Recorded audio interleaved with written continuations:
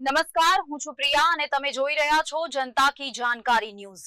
નજર કરીએ આજના સમાચાર। વેરાવળ જન સમાજ સેવા સંઘ સ્વ રમેશભાઈ મસાણી બ્લડ બેંક વેરાવળ ખાતે તારીખ 19/3 દાતાશ્રી રમાબેન અનિલભાઈ પારેખ તથા પારેખ પરિવારના સૌજન્યથી ગીતાબેન પરમાર ડોક્ટર ચનિયારા દીપ પ્રગટાવીને નેત્રયજ્ઞને ખુલ્લો મૂકવામાં આવેલ। આ વિનામૂલ્યે નેત્રયજ્ઞનું અનોખું આયોજન કરવામાં આવ્યું હતું। આ કેમ્પને વેરાવળ શહેર તથા આજુબાજુના ગામડા તાલુકા ઘણા દર્દીઓએ લાભ લીધો। તમામ દર્દીઓને ચા પાણી નાસ્તો અને જમવાનું સંસ્થા દ્વારા સેવા આપવામાં આવે છે।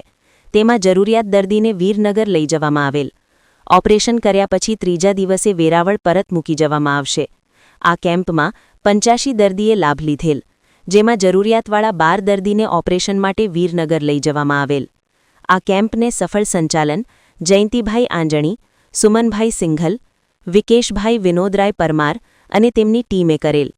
અહેવાલ ભીમજીભાઈ ભજગોતર, ગીર સોમનાથ।